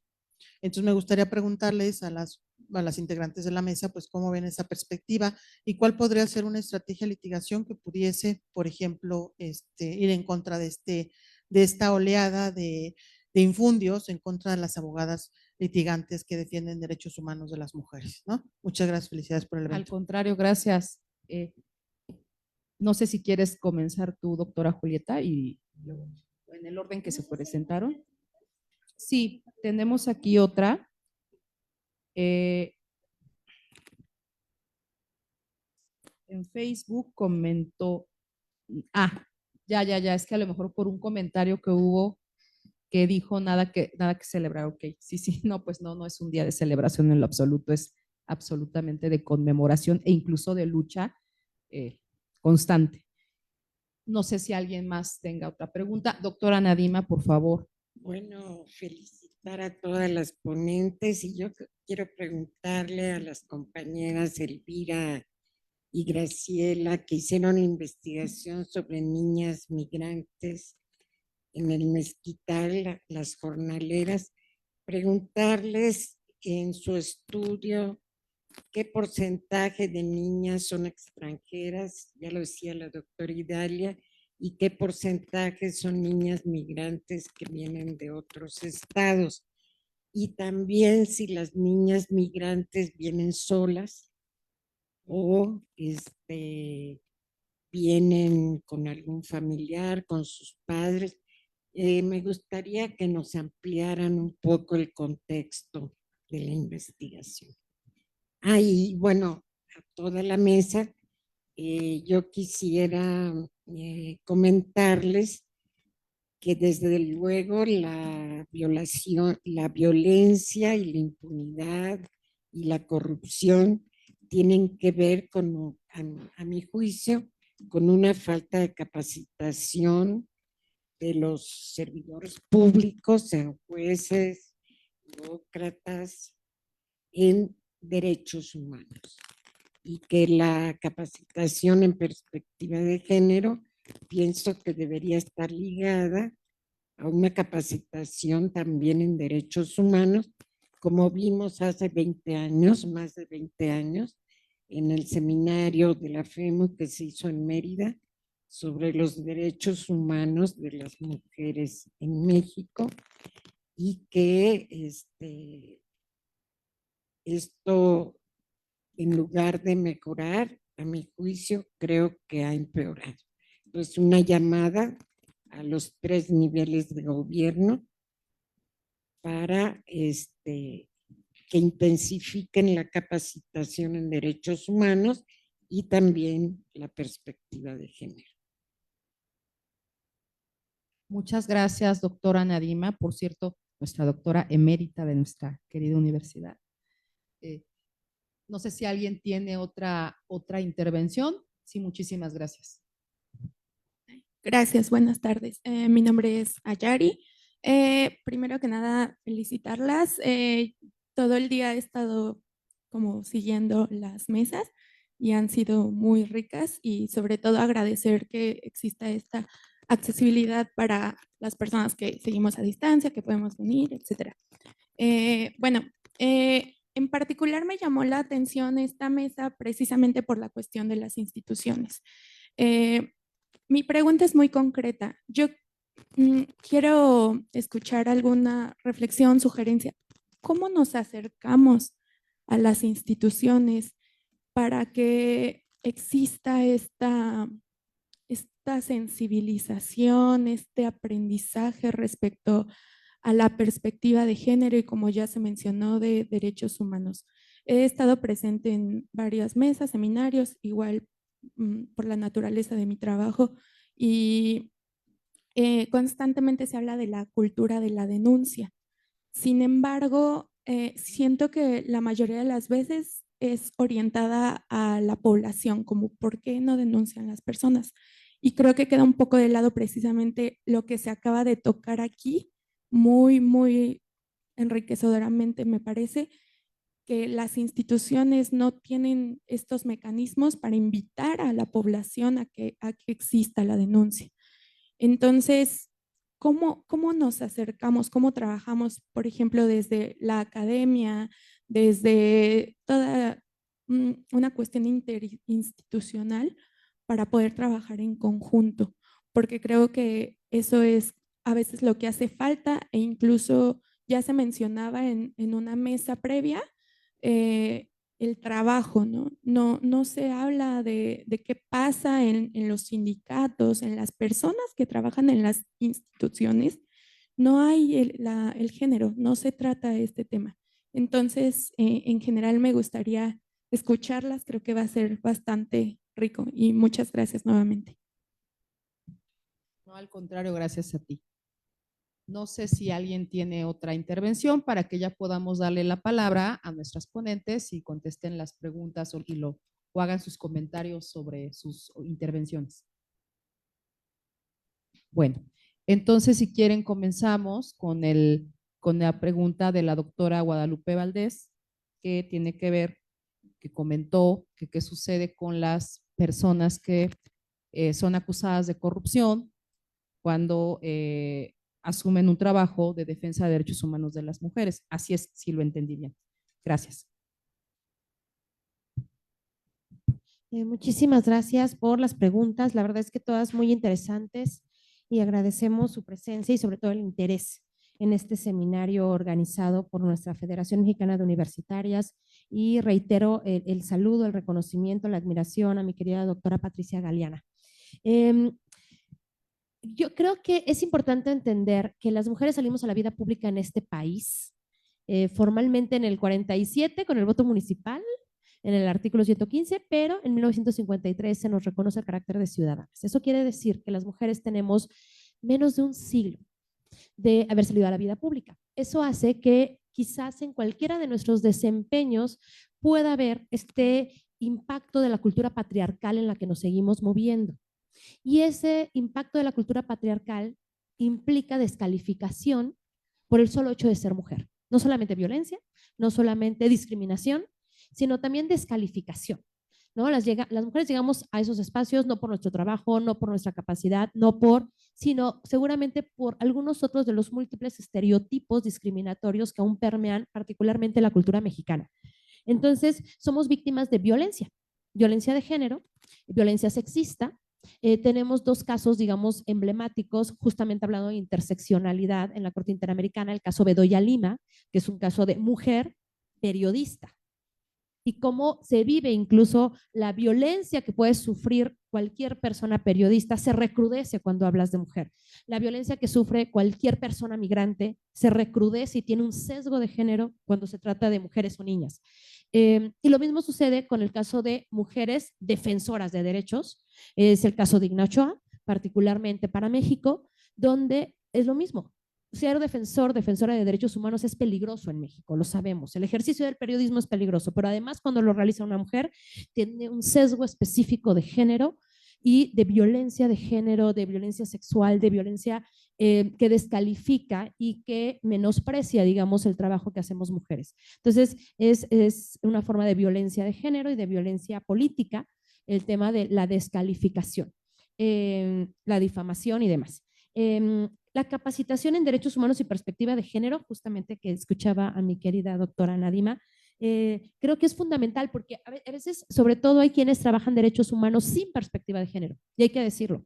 Y hay quienes trabajan perspectiva de género sin visión de derechos humanos. Entonces, justamente es necesario hacer el cruce entre ambas perspectivas, entre ambas luchas, digamos, históricas. Hay que entender también que la teoría clásica de derechos humanos es una teoría, y si pensamos en 1789, la Declaración Francesa de los Derechos del Hombre y del Ciudadano, la teoría clásica de derechos humanos es una teoría patriarcal, burguesa, occidental, que en su vertiente clásica no responde a la heterogeneidad de las Américas, por ejemplo, de la pluriculturalidad y, por supuesto, del tema de género y perspectiva de género.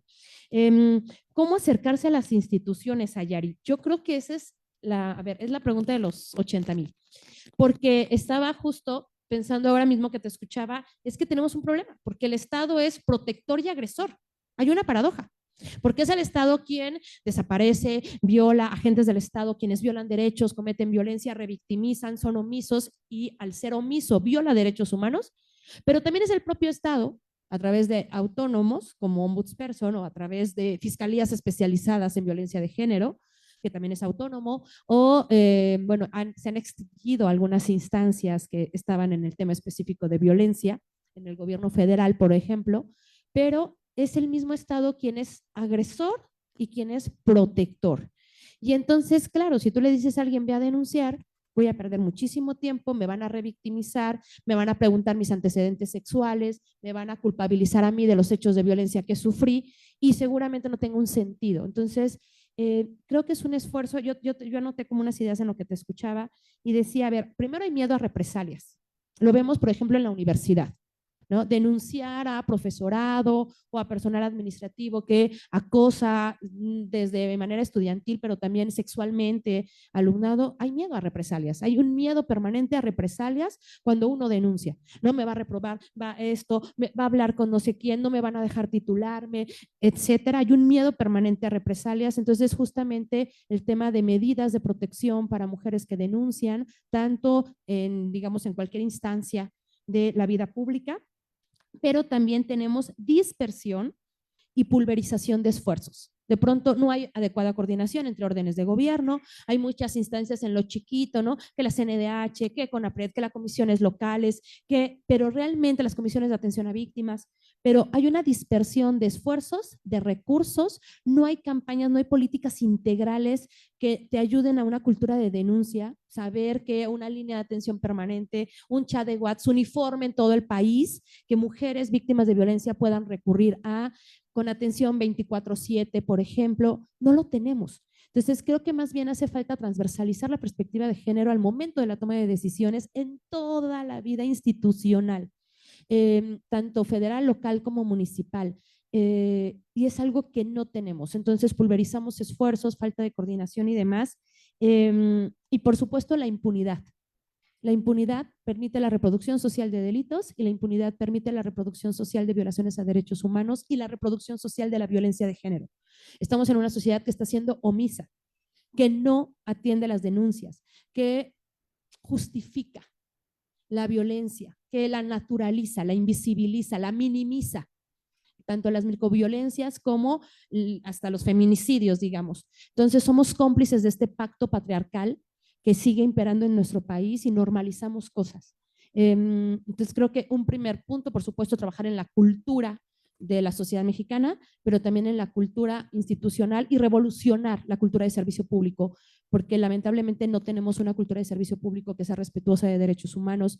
Tenemos también procesos de capacitación que a los 3 años o a los 6 llega un nuevo gobierno, aunque sea del mismo partido, barre con todo mundo y todos los esfuerzos de capacitación, adiós. Hay que volver a empezar con quienes llegan a los gobiernos municipales y entonces es una historia de nunca acabar. Entonces, justamente valdría la pena fortalecer estos servicios civiles de carrera, la carrera judicial, por supuesto, en su momento y demás. Tenemos aquí a una experta que ha trabajado mucho desde la trinchera del Poder Judicial Federal. Muchas gracias por las preguntas. Gracias, querida doctora Julieta. Bueno, si vamos en el orden de participaciones, escuchamos a a la doctora Graciela Amira, si nos puede contestar las preguntas, bueno, que se han dado aquí en la mesa y sobre todo la que fue directamente dirigida hacia ustedes por parte de la doctora Nadim. Muchas gracias, con la venia de todos ustedes, muy buena la pregunta y también la vinculo con la antepenúltima pregunta, porque justamente haciendo este tipo de eventos podemos visualizar este tipo de población, porque si bien es cierto, maestra que hizo la pregunta, estas niñas viajan con sus familias. Aquí en el estado de Hidalgo llegan aproximadamente entre 700 y 800 personas, en su mayoría son mujeres y ellos vienen aquí por la pizca del ejote. Y en ese sentido estamos hablando de una migración interna. O sea, no, hay otros compañeros que estudian la migración internacional. A nosotros nos ha interesado la migración entre estados o inclusive entre municipios, ¿sí? Y en esta cuestión es por la cuestión de la pizca. Entonces ellos migran en familia. Los tenemos en un año escolar de mayo a octubre. Es decir, estos niños, perdón, pudieran ser como sobresalientes porque en 5 meses tienen que ver lo que abarcan ahora en otro ciclo escolar.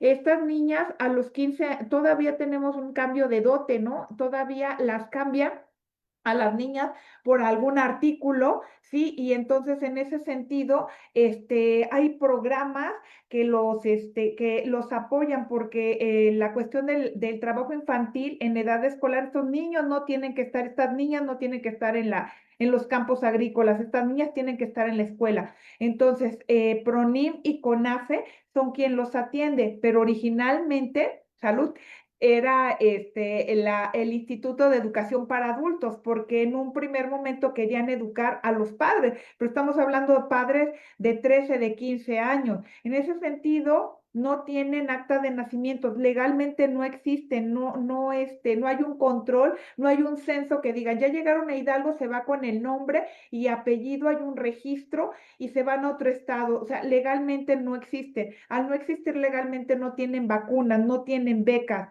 no, o sea, hay una violación tremenda de sus derechos y en ese sentido hay 3 secretarías de Estado que deberían de estar atendiendo este fenómeno, que es el de la educación, el del trabajo y el de desarrollo social, porque aquí sí vinculamos la política social con la política educativa, pudiéramos hacer algo, porque la ley, hay leyes. Entonces, ¿qué está pasando? La ley no es suficiente o porque se está violentando. En este sentido, este tipo de eventos nos permite también hacer visible, porque, por ejemplo, en la universidad, en la UAM, nos dicen, ustedes ya han tenido,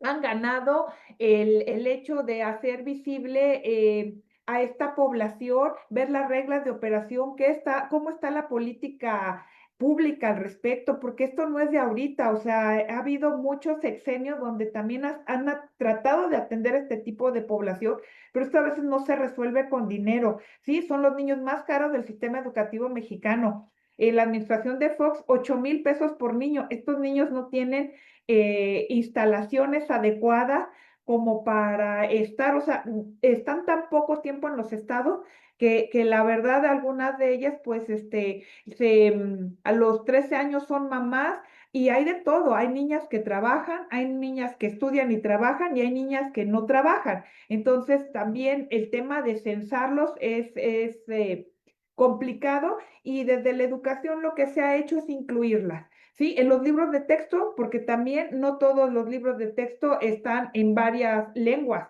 ¿no? Aquí llega los que nos llegan aquí vienen de Tlapa Guerrero, pero el náhuatl de Guerrero no es el náhuatl de Hidalgo y no es el náhuatl de Veracruz, o sea, entonces es más complejo y el maestro habla castellano, entonces se va haciendo compleja la situación. El rol de la mujer, pues, es evidentemente, aparte de ser madre, de ser trabajadora, y entonces, pues, por eso nos gusta llevar el tema, porque los tenemos en Hidalgo del mes de octubre, de mayo a octubre, y en su mayoría llegan aproximadamente unas 300 familias con una población aproximada de 800 personas, donde el 54% son mujeres y también niñas, ¿no? Niñas, pero pues, o sea, mujeres al decir que son menos de 15 años, 15, 13, 6 años. ¿Es cuánto? Con respecto a lo que preguntaba de la edad, migran en familia, no llegan sola, pero imagínense, te equivocas de camioneta y ya terminaste en San Quintín y tú ibas para Oaxaca, ¿no? Entonces, imagínense el tema tan grave de que hay una desintegración familiar, no hablan el idioma y no hay albergues en todas las capitales o en todos los estados. No sé si conteste la pregunta.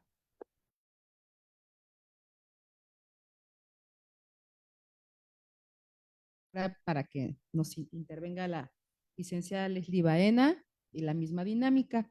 Por favor, les pediría nada más si pueden ser no más de 3 minutitos para que podamos terminar en tiempo la mesa. Sí, Gracias. claro. En cuanto a la pregunta de la licenciada de cómo permear esta perspectiva de género en instituciones, como bien lo mencionó la doctora Julieta Morales, hablar de perspectiva de género no solo implica modificar la forma en que la institución se dirige hacia las personas, o sea, no solamente es cambiar la forma de pensar, de actuar y decidir, sino que también se necesitan de acciones estructurales para lograrlo. Si bien esta capacitación obligatoria, continuas, se puede lograr a través de capacitaciones obligatorias, continuas y con evaluaciones. Hay algo que también desde mi punto de vista es fundamental y es este presupuesto que se le destina a estas capacitaciones, a estos cursos. Entonces yo creo que sin el debido presupuesto, simplemente para cuestiones básicas que tienen que ver con derechos humanos, con derechos de las mujeres, como el hecho de proveer a las fiscalías de papeles, de tintas, ¿no? De tener un teléfono, simplemente sin estos mecanismos o sin sin esta economía, yo creo que no es posible brindar una adecuada atención a las víctimas. Entonces, no solamente se requiere de pegar carteles o de hacer conmemoraciones el 8N, el 8M o el 25N, sino que también necesitamos una concientización más allá a través de estos cursos, talleres, pero también necesitamos que el Estado destine presupuesto a estas instituciones y sobre todo que se cerciore de que este presupuesto efectivamente se aplica a estas cuestiones de género. Y bueno, en cuanto a las denuncias que comentaba la licenciada por parte de personas como que denuncian a los asesores jurídicos, también se da la parte de que no solamente son denunciados los asesores jurídicos, sino que de vuelta los agresores denuncian a las víctimas y este es otro obstáculo en el acceso a la justicia para ellas, porque lo más común o lo que siempre sucede es que la persona agresora te va a denunciar de un daño moral, ¿no? Que te denuncia quizá de vuelta de lo que tú lo denuncias por agresiones, por lesiones. Entonces yo creo que también ahí tenemos muchísimo que hacer en cuanto, en tener a un equipo legal o un acompañamiento legal integral para en el momento de denunciar no tener este miedo, ¿no? De que el agresor te va a denunciar de vuelta y esto se va a convertir en un sinfín de denuncias que no tienen sustento y al final esto es como abrumador para la víctima, ¿no? El hecho de saber que también está expuesta a estas denuncias falsas por haber denunciado. Y bueno, esta sería toda la intervención por mi parte. Muchas gracias. Al contrario, muchas gracias. De hecho, también viene aquí el tema que comentaste en tu ponencia de lo del acompañamiento, ¿no? Para las víctimas que a su vez pueden denunciar. Tiene que ver mucho todo esto, que no se sientan tan solas, ¿no? En un momento. Por favor, doctora Blanca Patricia Talavera, le agradeceríamos mucho su intervención para contestar las preguntas y también, por supuesto, dar su importante opinión. Muchas gracias. Bueno, de manera rápida, el tema sí es muy recurrente, el tema de que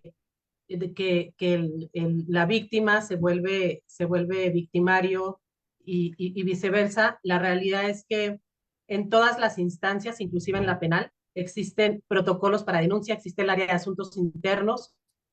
No sé a qué abogada te refieres, no sé si te refieres a Nacatiria o a quién o a quién denunciaron, pero sí, efectivamente hay malas prácticas el día de hoy en el ramo penal, muchísimas malas prácticas. También hay protocolos, ¿no? Que alineándonos a un tema de compliance, de cumplimiento, de un debido proceso, y hay instancias competentes para recibir estas acusaciones, señalamientos de posibles faltas penales. Entonces, reitero, que nuestra voz es el recurso más importante. Y no garantizo que exista justicia cuando alzamos la voz. Por eso marchamos y gritamos el 25N y el 8M y seguimos sin justicia, pero también hay mucha sororidad el día de hoy por parte de la ciudadanía organizada. Hay varios colectivos de diferentes temáticas en donde nos podemos arropar para generar esta fuerza que se requiere para mover el engranaje del sistema y darle esta lucha a los temas de corrupción, ¿no? Y de poder y manipulación. También a través del Tribunal de Disciplina Judicial, les platico a Guadalupe, estamos desarrollando un protocolo. Este tema de las carpetas falsas, de investigación falsas en contra de las mujeres que se judicializan en menos de 24 horas y las carpetas y procesos penales que no se judicializan en 30 años en contra de los hombres. Bueno, pues en este tema vinculado a la violencia vicaria estamos trabajando para el próximo año podamos tener un protocolo de atención a los casos de violencia vicaria cuyo ingrediente esencial es la fabricación de expedientes, ¿no? En contra de las mujeres. Entonces, creo que poniendo las cosas claras, ordenando las ideas, poniendo esta regulación secundaria con autoridades que tienen este ejercicio disciplinario, sancionatorio, podríamos llegar a mejores términos. No digo que estemos excelentes, pero vamos en camino, querida Guadalupe. El tema de la capacitación, les recuerdo que hay varios sitios en donde existe ya capacitación con perspectiva de género. Hay protocolos en la Suprema Corte de Justicia de la Nación. El protocolo es divino, pero no deja de ser letra muerta en muchas ocasiones. Hay capacitación, el CICABIS es la plataforma de capacitación en el Ejecutivo Federal, regulada por la Secretaría Anticorrupción y Buen Gobierno, y tiene varios cursos de temas con enfoque de género. La plataforma Aprendizaje Anticorrupción también tiene varios cursos con perspectiva de género, son gratuitos y dan constancia de término. Y bueno, pues esto suma, ¿no? Además de la voluntad política y la educación. Y querida Yali, pues también el tema de las instituciones y de las denuncias, el tema de la violencia institucional. Justamente el próximo año 2026, a través del Sistema Nacional Anticorrupción, es una de las facultades en la Ley General, se van a homologar, digamos, estos formatos de denuncia para facilitarle a la persona. Al día de hoy, ser víctima requiere muchísima información, porque como les platicaba, con 7,000 canales de denuncia, ¿no? En los 3 poderes de gobierno, en los 3 órdenes de gobierno, poderes de la Unión, es complicado saber qué puerta tocar para pedir auxilio y más en un tema de seguridad.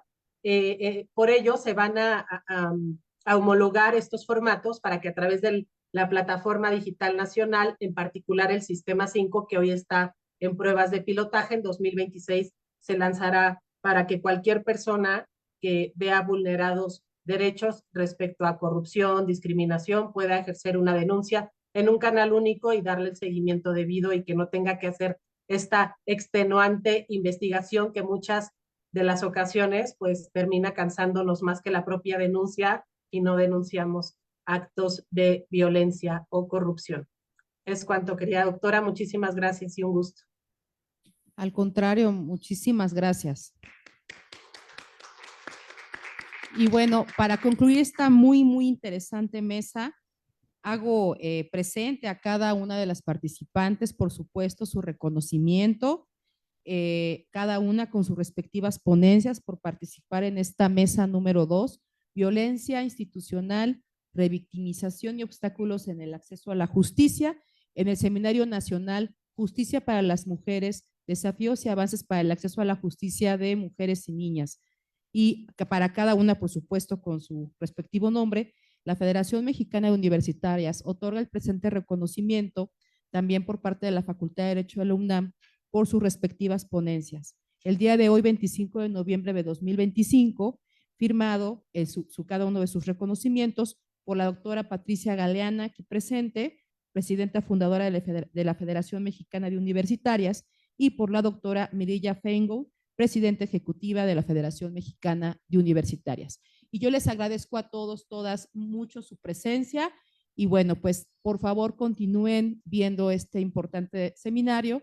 Mañana continuamos, reanudamos actividades. Pueden ver ya el temario en las redes sociales y les esperamos mañana con mucho gusto y buenas noches a todos, todas. Muchas gracias. Buenas noches. Gracias. Buenas noches, gracias.